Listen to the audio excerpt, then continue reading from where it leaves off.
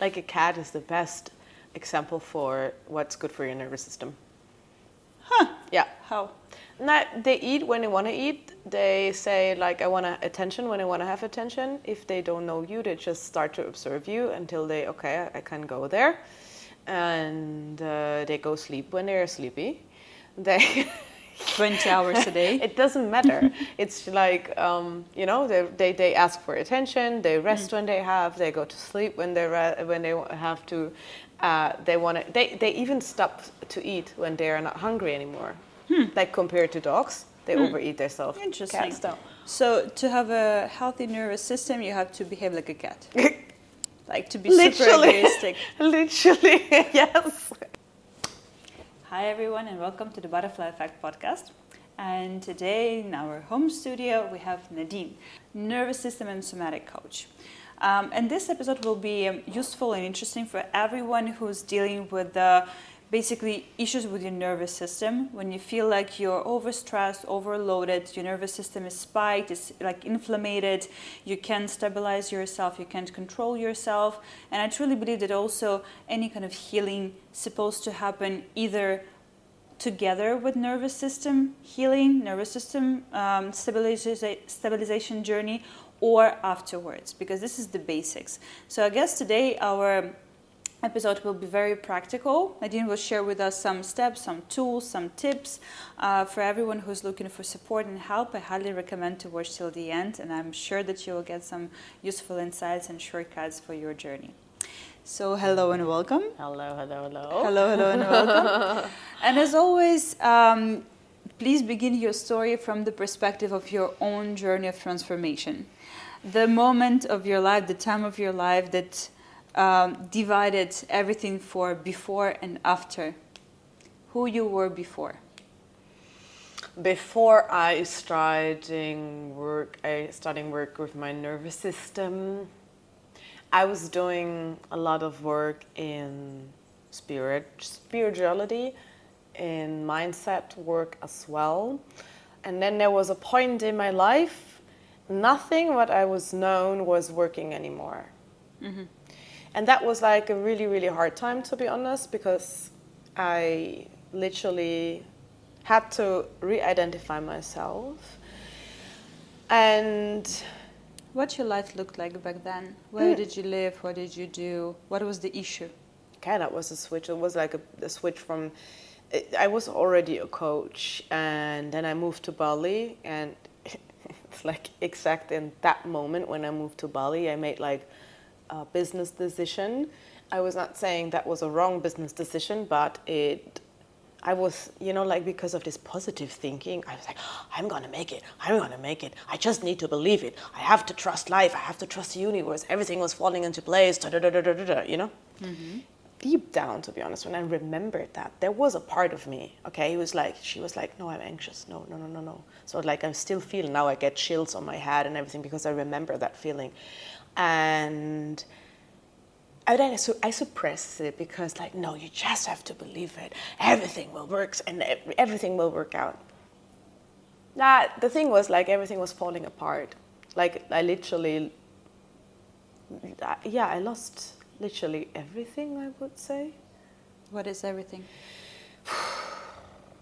Starting from business to money to also my, like for a while, my mental health. So this decision I made was, it just overwhelmed me. Like it was a lot of money, and I was thinking like I have to push through, I have to go through, I just need to keep on going. But what my body does, what I know now, how I can describe it, was going into survival mode. And that means when your body is going into survival mode, like what your body is doing is like, I want to protect you.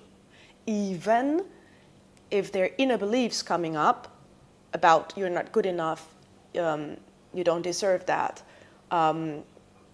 even worse, And then you have that, and in that moment you can't like working towards something.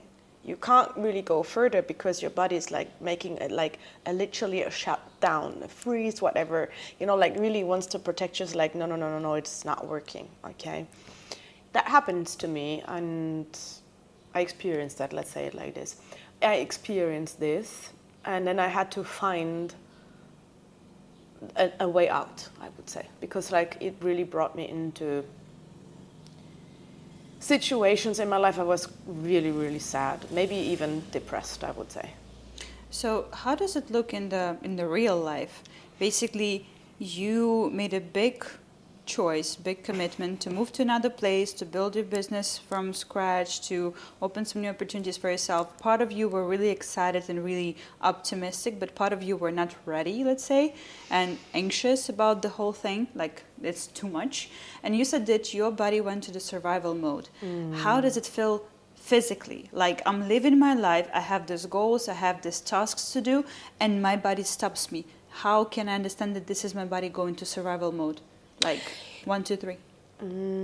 What does it do? That's what I was saying about like the inner beliefs come up, like the story you know, like this part of I'm not good enough. Yeah. I'm stupid. I don't have the abilities, whatever. Okay, I can't hold this. So this is coming up in your mind, and so that was for me. That's just one example. And because you have all these stories in your mind, you're not moving. Like you're scared to make a decision or make a step. Exactly. You're scared to make decisions. You're stuck in a way, and you don't have a way of thinking. You want to find a solution. Of course, at one part you want to find a solution, but in the other was like there is no outcome. For example. Is it something happens physically with the body? Yeah, as well, but I'm talking right now in that mode because at this time I did not know what my body is,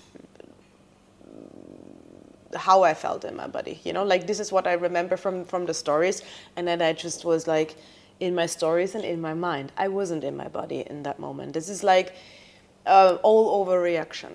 I would also say from today, if your body is going into survival mode, you feel, for example, physically things like you get tensions somewhere, okay, like it's cramping, or you get tired as well, you have a bad mood, like this is really it could be one part of the survival mode.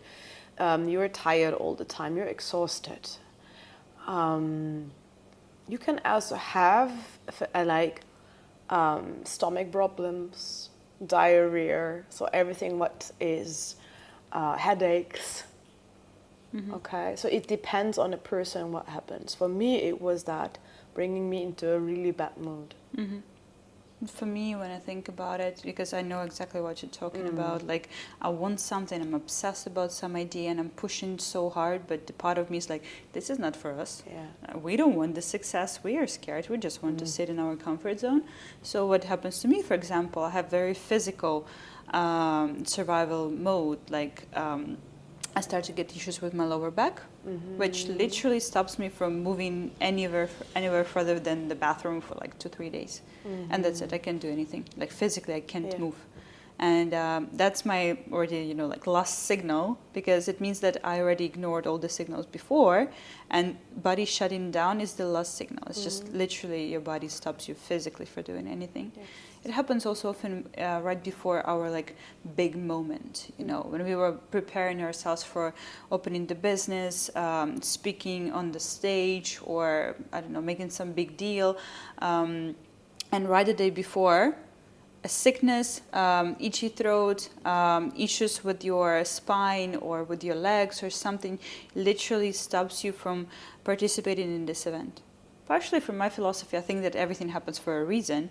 It means that you were not ready back then, so you can try again when you will be ready. When both of your parts, the anxious part, the one that's like scared of moving forward, when you will negotiate and find peace with this part as well. So then you will be moving forward more naturally. Exactly, you can call it like this, and we call it upper limit.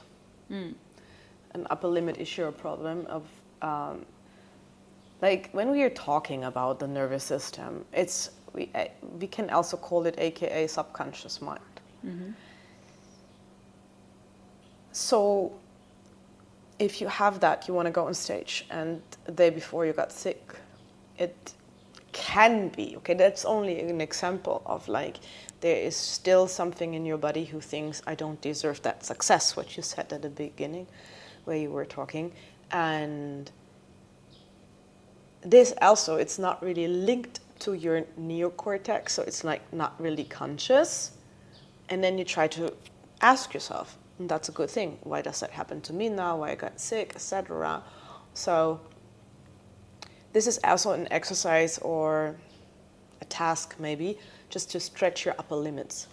Mm-hmm. That you can hold this, you can hold the success, you can hold the money, you can hold this relationship, you can hold the love, all the good things you want to create in your life. Your nervous system also has to learn to open up for that, to stretch this comfort zone, because it can be that you learned in your childhood or whatever, when you get traumatized or something, that you don't deserve that you're not good enough for that. But from your mind, you think like, no, I can do that. I believe it. But deep down in the subconscious, that's why we call it as a subconscious mind, there's still something linked to, no, I blocked that. I do an upper limit, even I got sick. Mm-hmm. Make this sense for you? Absolutely. I mean, I work with subconscious, I work with parts, so I know all of my parts, I know all of my dream team who stops me from what I want, but also I believe that self-love is based on you accepting those parts, those fairly negative parts, those parts that stop you, those parts that tell you you're not good enough and blah blah blah, that you're the traumatized parts of yourself. But learning how to find peace with those parts, how to love them, how to accept them, is your journey to the self-love, because they're not gonna run away under pressure. Like, you're not gonna just tell them go away and they're like, yeah, of course, yeah. No, never. Yeah. That's a little bit of a journey to do. So you found yourself basically in the position when you lost everything, that were your like stoic pillars to rely on. And you, as a coach, as a person who've been already working with other people, working with body, with mind, with spiritual part, you supposed to know what to do in these situations. Supposed to know. Yeah, and that's why I was talking about the re-identification, because you know, I said like I was coaching even before, and then you stand there and you think like, damn, I want to coach people, and now I'm standing there and I have nothing more to give, you know? So I was like, what the hell is going on? But now I'm happy about it, to be honest, because it changed my whole perspective of the world, of the people. For example, when mindset comes in, to change your mindset, and then everything will run for you, okay? And then when somebody is telling you, yeah, but that's your mind, if you don't gonna change it, that, you know, like putting someone else under pressure, even as a coach, some coaches does that, and so it's like I judge the person in front of me. Okay, so just change that and everything will run, right? That's a lot of pressure, even like for all these inner parts you were spoken about, like, okay, you have to integrate, because I totally agree about that. We have to integrate it, and we have to live with compassion for ourselves. And then as a coach, I can be also more compassionate about what you are feeling, what is there at the moment, even it's from the past, you know, like your brain just rewires a story. It's like, okay, but I'm here. Okay, what do you feel? What is in your body? What are the sensations? Okay, and I take you for really serious. I believe in you. I also believe in your strengths. So, and that's only one example why I'm happy about that. Everything was changing for me as well. And that's why I also know that mindset is not the only thing. It needs really to come together. If you can regulate your nervous system, your mindset will shift automatically because your body, your nervous system is regulated. It's not in survival anymore, and the creativity is jumping out of you. You don't think anymore about, should I do this or should I not do this? It's like, well, yeah, I'm doing it because it's fun, you know? I want to run that. I want to run the world. I want to do that. Like, I have so much power. There's so much energy. You just can't do it. And if you're in survival mode, it's also a good example for that.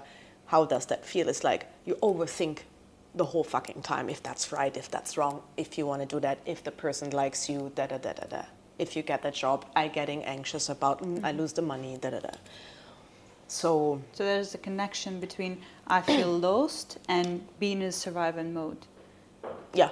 Basically, the sign of that you're in the survival mode is that you feel lost. So you overthink, you don't have this feeling, this sense of what's the best decision, what I want, where should I go, what should I do? Like you're disconnected from yourself. Yeah. That's why creativity also can't work for you, because being creative means being very connected to yourself. Being ventral, exactly. Yeah. So creativity doesn't come when you're in the surviving mode. It's just impossible. It doesn't work. How? They don't go in one package. If your brain is telling you need to run away from the tiger. Yeah, absolutely. Or maybe you're a creative running away, but that's it, you know. Maybe you just find a good way to hide yourself, but that's it. I think it's just very valuable for those people who think, I just need to push harder. Yeah. You know, when you're already in the surviving mode, when you're burned out, for example, when you're lost, when you, for example, keep working on some job, under some task that you already can't manage it, and you just think, I just need to push harder, and then it's going to happen. I just need to push harder in this relationship, in this situation, and it's going to happen. But there is no pushing harder. Like you're on your maximum capacity already. And the right thing to do is turn on the compassion button on this point. Like stop being compassionate to yourself. I like that one. Give me a... Yes. I like the compassion button. That's a good one. Emergency compassion button, you know, like emergency compassion. Love that. Yeah, nice. But compassion is healing. It's actually healing. Sometimes I tell to the people, imagine that your best friend is going through the same thing, or people who have kids, imagine your kid is going through the same thing. Would you judge him? Would you love him more, less, or more? Would you tell him that he's a loser? Would you talk to him the same way you talk to yourself? It's absolutely impossible, because we are the ones who's talking the worst things about ourselves. I want to add something on this. I also experienced people I was talking with during that time, and they didn't understand where I'm at. And they were all in this mindset thing. But that's not the growth mindset you have, you know? And they were also leaving me because they were thinking I'm wrong. I'm too negative. Or weak. Exactly, or weak. And this, I call it now, toxic. I mean, it's totally fine if you can't hold that pain from this person where she or he is going through, okay? I'm not saying if you can't handle that, stay with this person who is suffering at the moment. But if you can, stop judging and watching, like, what does this person need?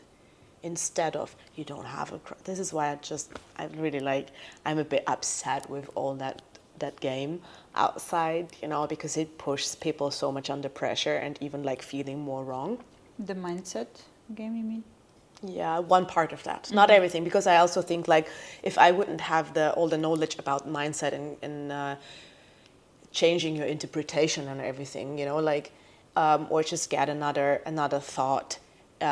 That's amazing. I'm not saying that is all bullshit, but this part, you know, like when people get some insights, it's like, oh, it's this, and they've just come to the conclusion it's all about that. Yeah. And they don't listen, and they don't see, and they don't look behind. They have, you know, they don't see the person. You know, just yesterday I heard this phrase, and I think it describes it very good. If you see the person drowning, it's not the time to teach him how to swim. It's just to hold him.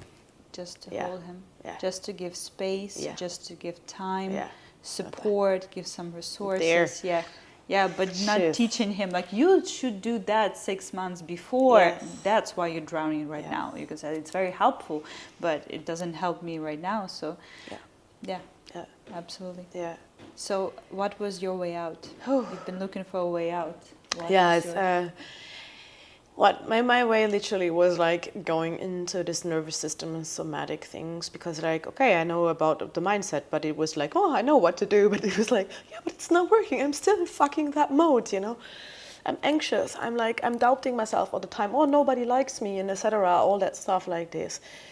And of course, it came from the school time, and you know, like what we experience, everything. And then I find this work, nervous system and somatic healing. I find the polyvegal theory, and I start to learn about polyvagal theory. The polyvagal theory is about so Stephen Porks and Peter Levine are like people that are like really deep into this. They're just the foundation. And the polyvagal theory is like you have 3 main stages in your nervous system. The first is ventral, the second is sympathetic, and the third is dorsal. And you go through the day through all of them.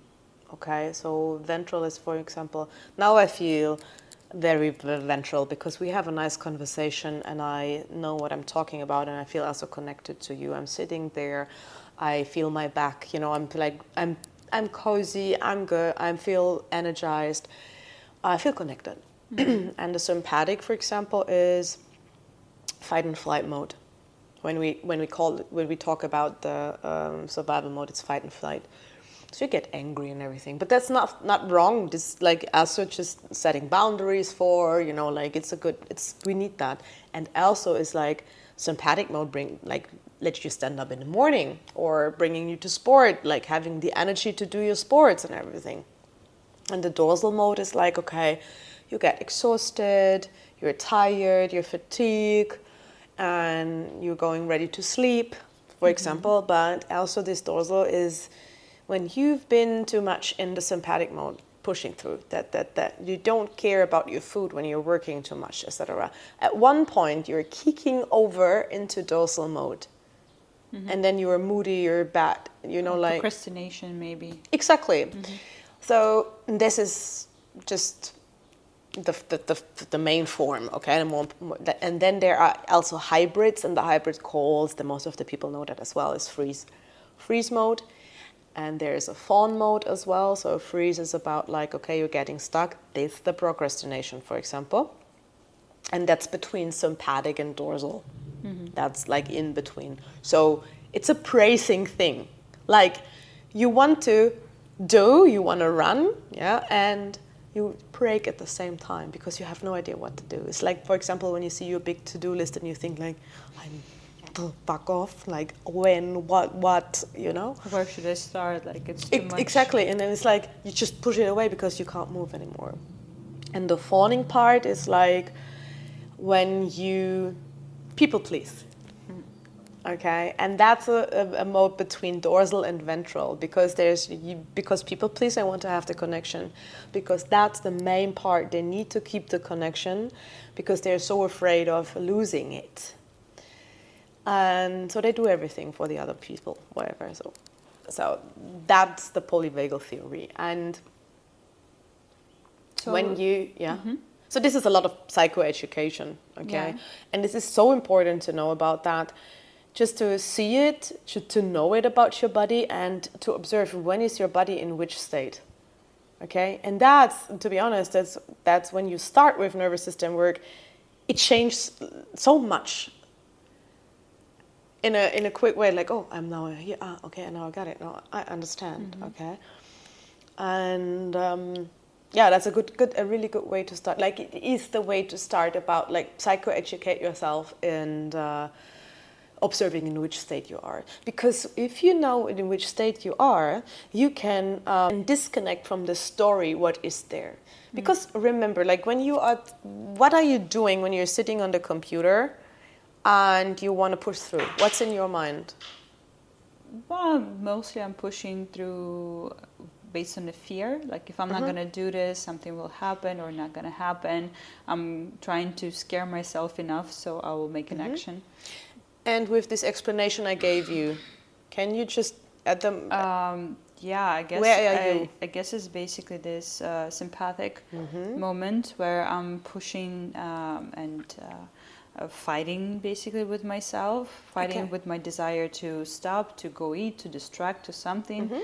and I'm constantly every second pushing to keep myself focused and keep doing things. Okay, and when you want to create something and when you work in a creative mode, what do you think where you want to be? In which state? The first one, The ventral one, the ventral exactly. one, yeah. So how can you, when you realize sitting on the laptop and you work and you feel like, oh, I have the fear, I need to push through, I don't get the things done because da da da da da, and you know, like, oh, okay, and then your brain is like wiring, I need to do that, and you know the fear is coming, and you realize at that moment, oh, I'm in the sympathetic mode right now, and I'm like going maybe in a hybrid state or whatever. What could you do in this moment? Relax somehow. Maybe Connect to yourself, maybe do something physical, like just like remember that I'm in my body, like I'm present, I'm here. Put the focus on your feelings, ETF, regulate the whole thing, and just cut the negative thoughts, cut all the negativity that was putting you under this pressure. What else? No, you tell me, you're the specialist. What else? So you can do that. That's amazing. You can also do a regulation practice.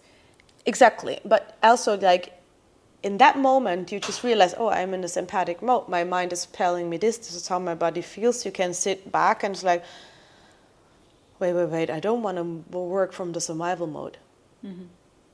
What can I do to feel ventral again? And then can you ask? It's maybe having a call with someone, going for a walk, anything what you can do. Having food. But at that moment, you don't believe that story anymore. You know, like not like, well, wait, there's a fear coming. Wait, the story. No, I want to disconnect the story. I'm in a sympathetic status at the moment. What can I do to feel more ventral again? Yeah, sounds good. So that was your first steps to learn about the nervous system regulation and regulate your nervous system. The first step is observing. Learn about it and observing yourself. So that's what I do in my course Foundation of Calm.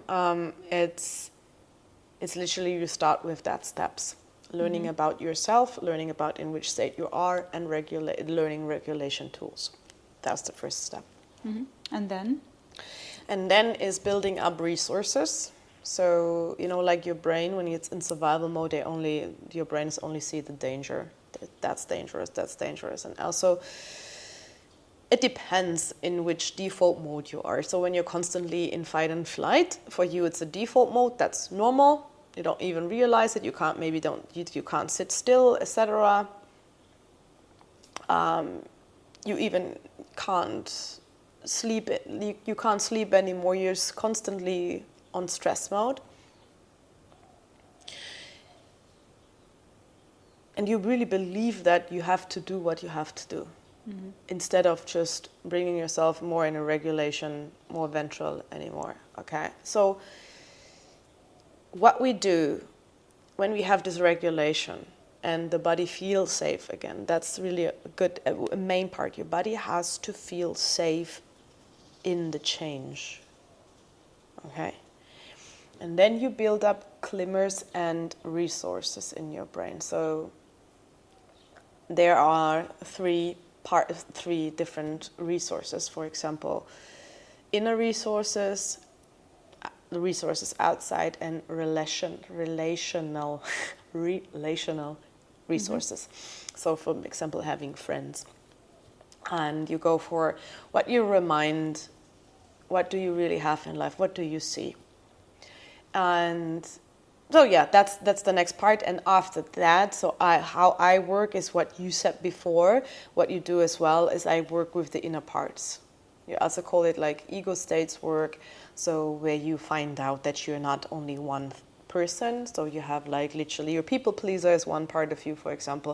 Your inner creativity is one part of you. Your inner child is one part of you. Your inner wisdom is part of you. Your inner mother, your inner father, you're like, there's so many things.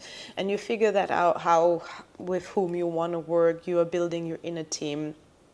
And then you nourish all that, these inner parts of you, they are from the past, still wiring in your brain. So inner parts are not something spiritual. Inner parts are, how I say, help me with that word again, neuronal networks. Neuronal networks. Yeah. Okay, so it's psychological, basically. It's nervous system. It's like you imagine a highway in your brain. Mm-hmm. It's like how, like everything is connected, and the inner parts are, it's just informations, and we call it the neuronal networks. Mm-hmm. So we can visualize a people pleaser, for example, how it looks, etc. But in our brain, there are literally informations about that, how this program is running. Okay, and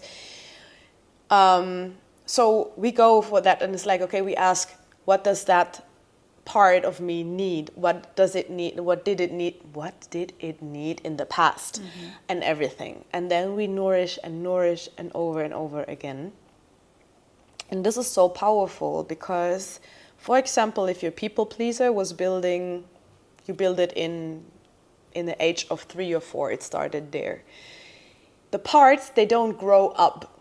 They stay in the age of 3, for example. And then like, okay, what do you need right now? Mm-hmm. And then you give it to them, whatever it is, okay? You sometimes there comes a part of the inner child, and it's like, I'm always there for you. I'm a grown-up person now. I can take care for you all the fucking time. I hear you, I see you.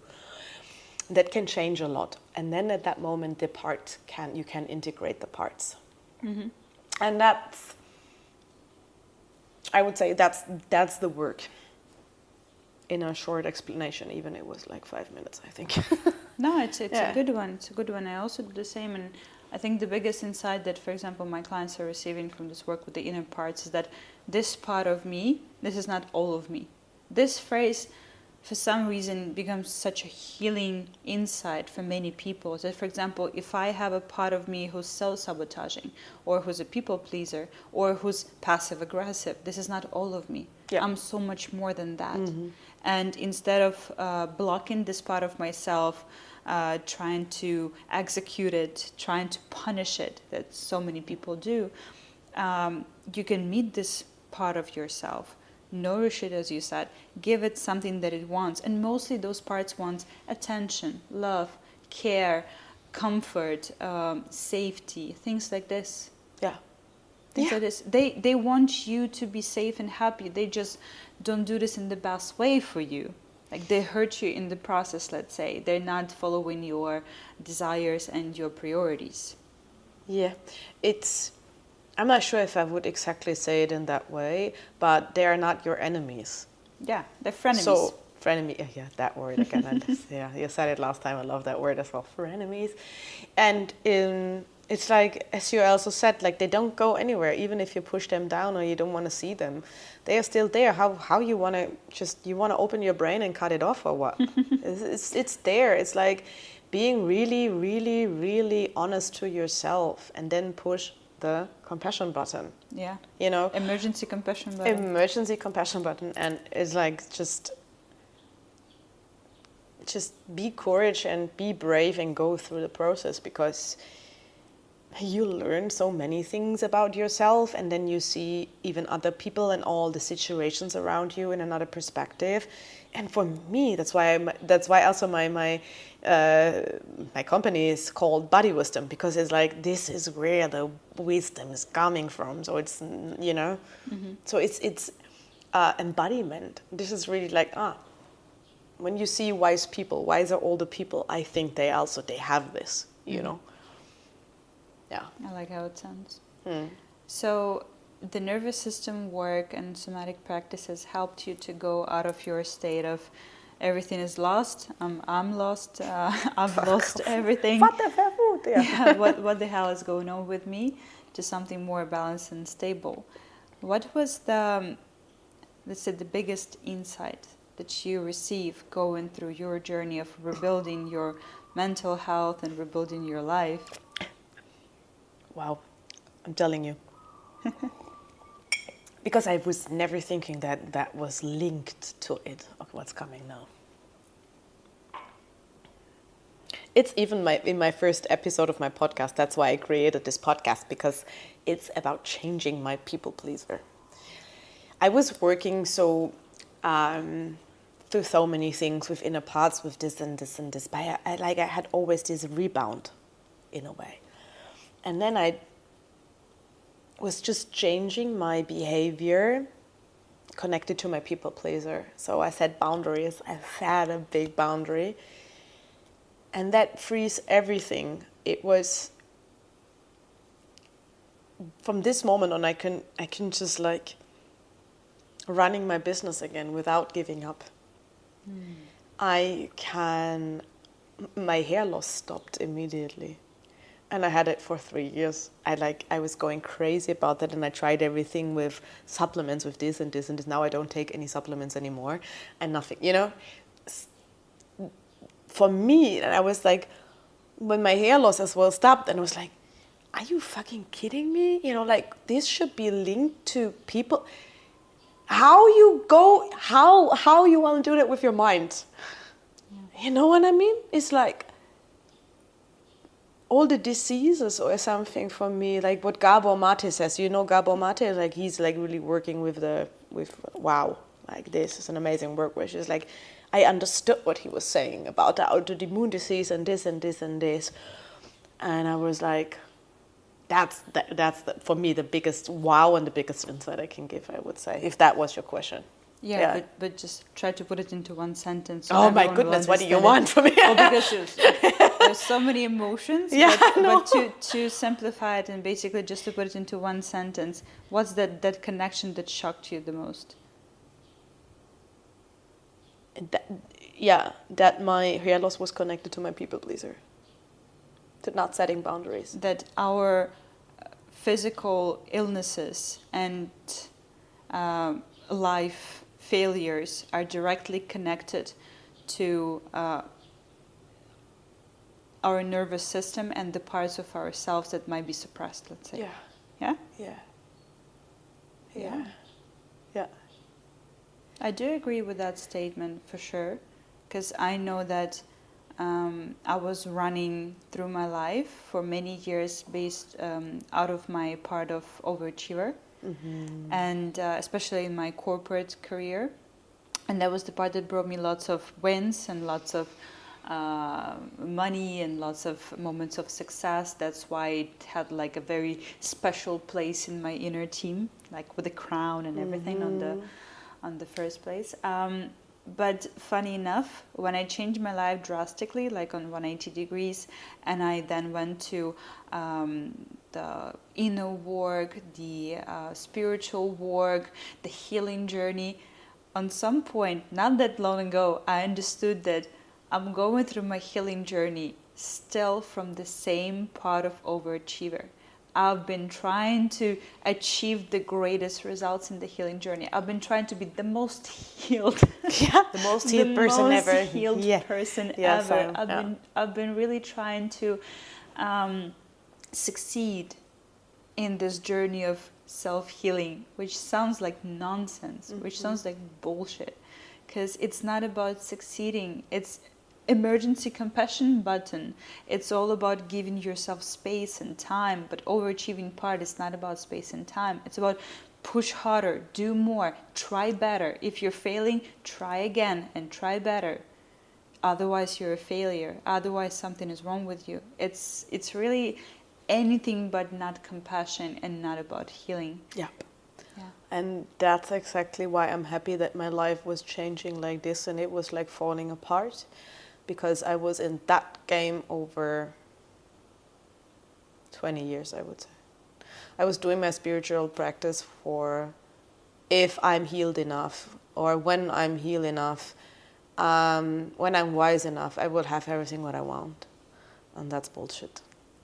You know, where I was not even allowing myself to have everything that I want right now, because I was always thinking I'm a mistake, I'm wrong, and I was not even realizing it. Did you know that from the first place, that you are starting your healing journey from your overachiever? Absolutely No. not. When did you realize it? Honestly, maybe like 2-3 months ago. All right, wow, okay. It's not that long ago, and together that I did had like successful healing journey, let's say. Yeah. It doesn't mean that you're gonna fail. It just means that the sign that might tell you, might signal you that you're not moving from the sustainable part is that you will always feel like there is something, it's not enough, it's not that, it's not set, it's not fulfilled enough.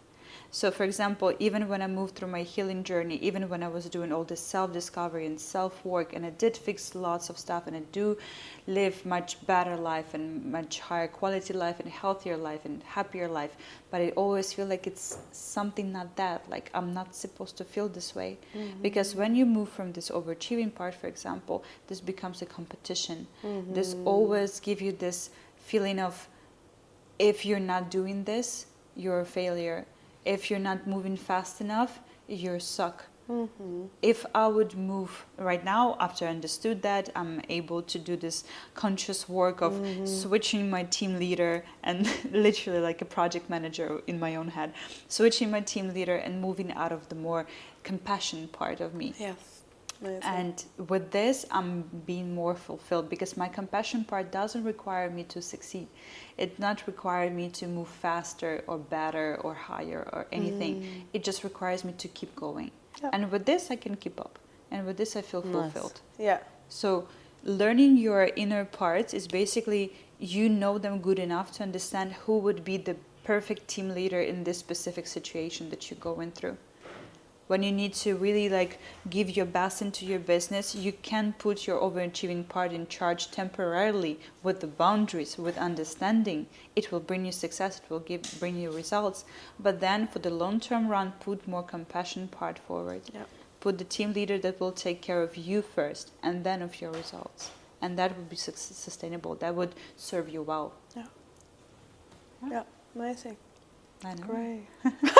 I know. It's amazing how you can manage all those things in your inside of your head, and actually they will help you to move through your journey. Yeah. So what would you tell to any person who's going through the same journey as you've been a couple of years ago, who feels lost, who feels confused, who's going through a life crisis, and whatever this person knows, any kind of instruments he doesn't work at the moment to bring yourself back into this balanced state, what would be your best advice?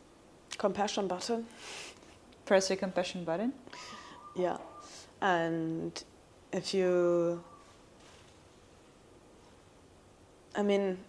even if you tried a lot, or even if you don't try a lot, I would really start with connecting to yourself again. And that's like the way I know what I'm doing right now, even for my coaches and what we're talking about, the best way to do. That's why I would say, like, start with that. Just like go for a coach you really like. Yeah. Go and educate yourself, maybe whatever you are in your range, what you want to do. Choose your way to go, what you think it's best for you. And I would really recommend as well a good coach who fits together, because what is also very important for us is about connection, okay?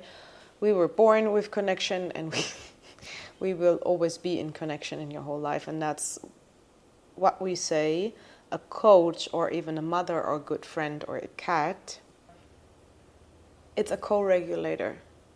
So, for example, like when you hug your partner or you hug a friend and you were crying, it's immediately better. It's like, okay, I can let go because there's someone who holds me, who holds space. So a coach for me right now is a space holder.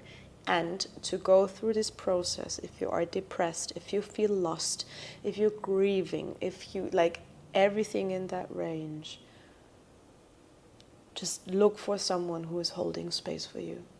That's the compassion button, including with more compassion. Because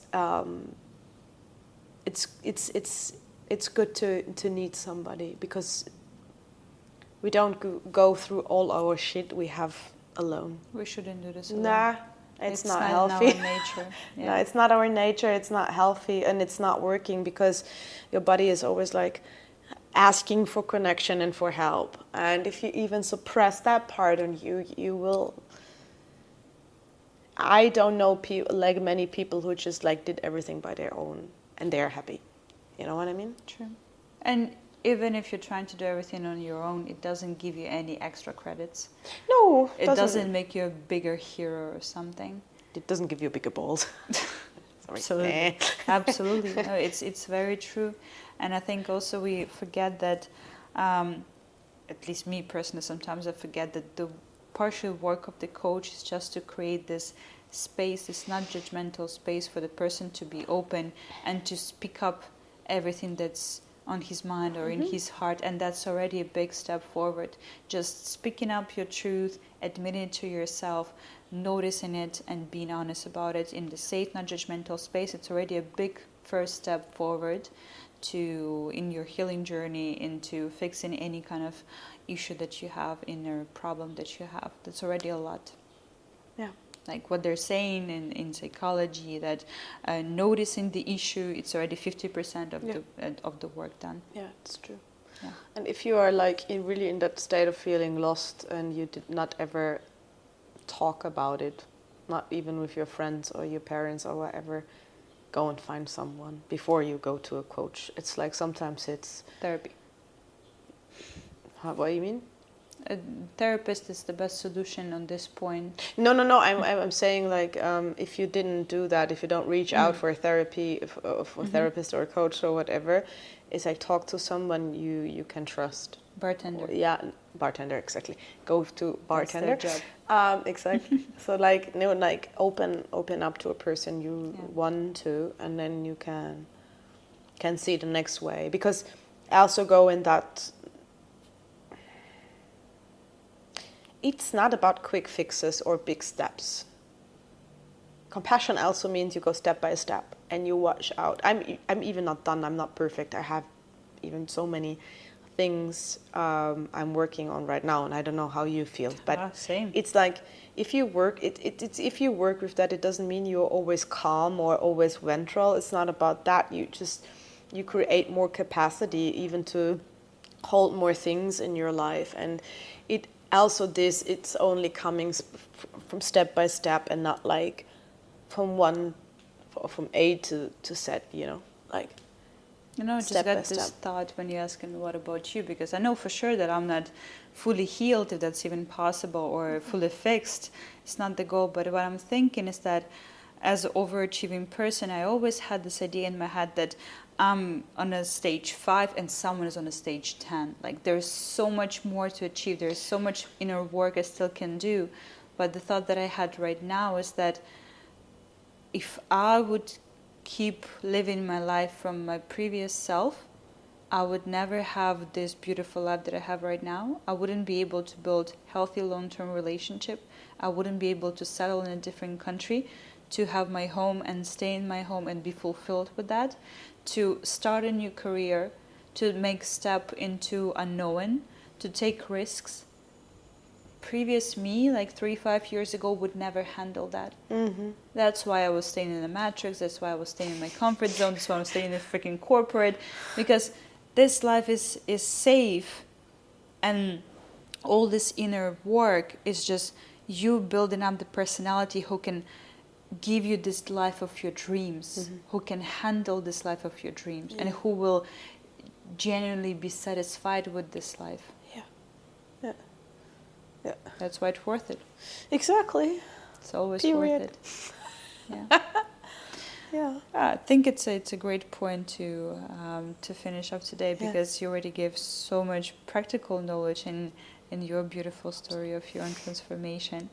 And thank you so much for today's conversation. I really feel that there is at least one person in this world who really needed to hear what you said today, and who will move, maybe not faster, but who will move easier through his journey hearing your words. So. Yeah. Hope so. That's the whole purpose of all of this. Yeah. Thank you so much. Thank you so much for having me. I'm really happy about that. And if you want to reach out to us, just do that. Yeah, absolutely. So Nadine is starting her course in her company, Body Wisdom. And I will leave her Instagram contacts. You can go into her page. You can follow the links in her bio, and You can write me a jump in. DM if you have a question. Yeah, we're all I'm real there. people. We answer in DMs. Yeah, like I like to be in contact with people. Oh, that's beautiful. Yeah. That's beautiful. I mean, like if I coach someone, I have to. It's a part of the job. Logic, right? So I encourage all of you to reach out to Nadine if what she was telling it feels aligned with what you need and what you feel. And thank you so much for watching this episode today. Subscribe, ring the bell, put some comments. I would really appreciate to hear your opinion about this episode and in general, your ideas. On what part of your healing journey you are, you can also share that. And I'll see you in the next episode. Thank you. Bye-bye. Bye-bye. Okay, ready? Yeah, I was. Sorry, that's original me. That was